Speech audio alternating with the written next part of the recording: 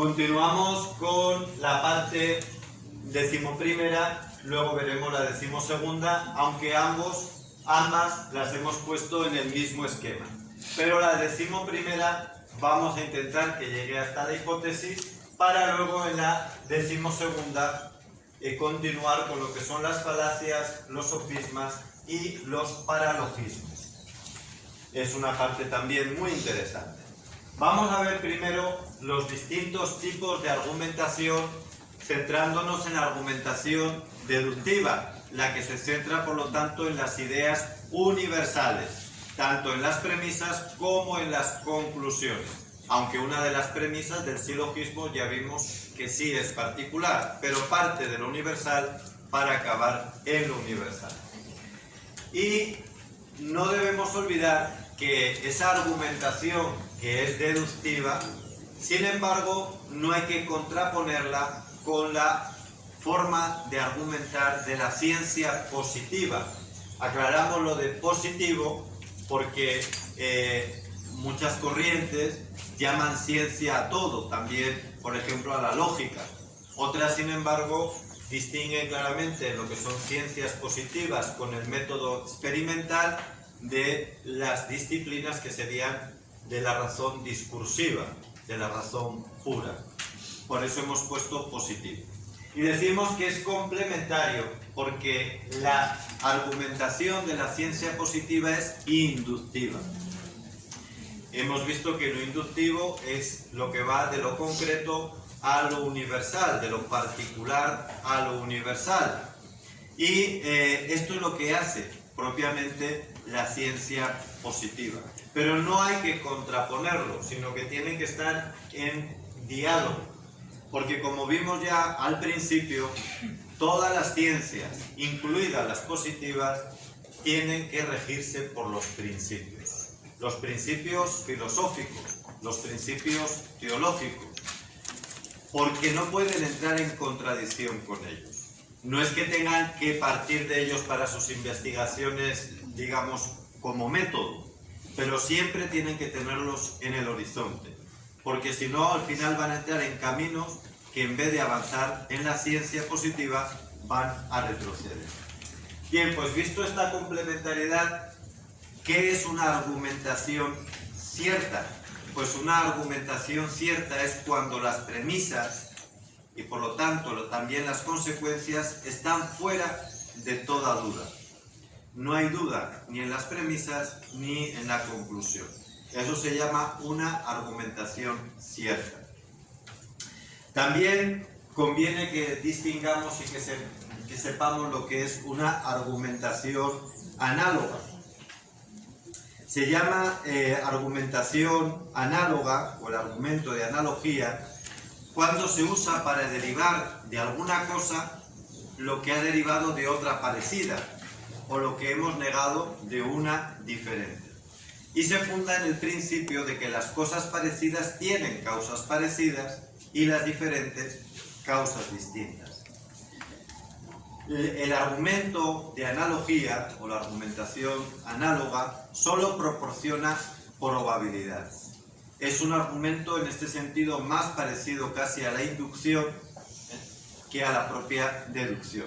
Aunque su uso es muy frecuente, por ejemplo, en la vida común, pues nosotros muchas veces juzgamos de acuerdo pues a lo que nosotros tenemos experiencia, es decir, utilizamos este argumento de la analogía.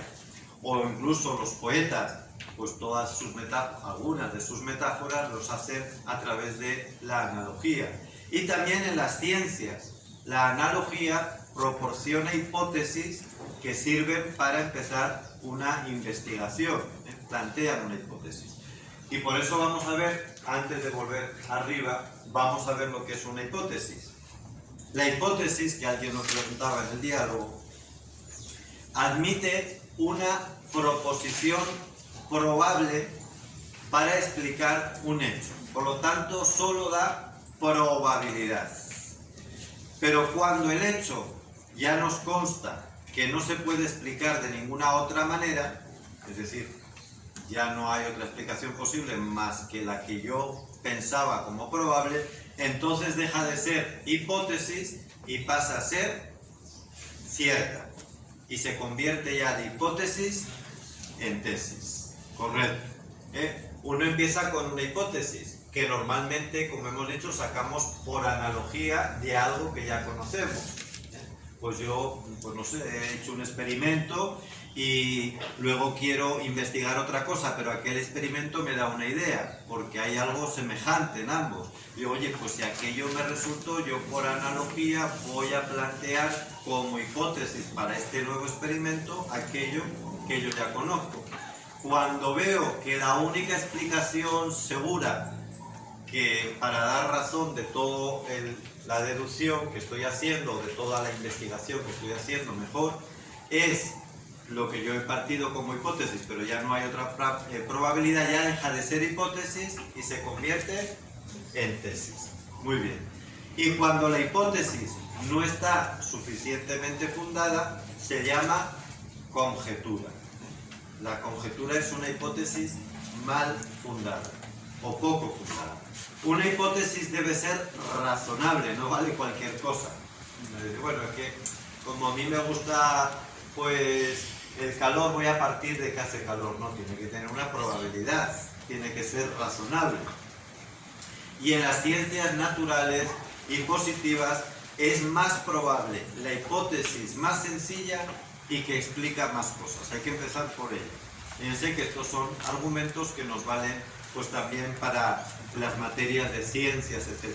Siempre lo más sencillo y lo que explique más cosas.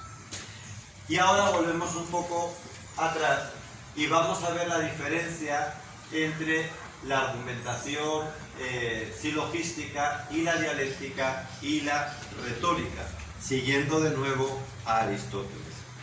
La dialéctica sería la lógica de lo probable y la retórica la lógica de lo verosímil. No es lo mismo. La dialéctica la lógica de lo probable y la retórica de lo verosímil.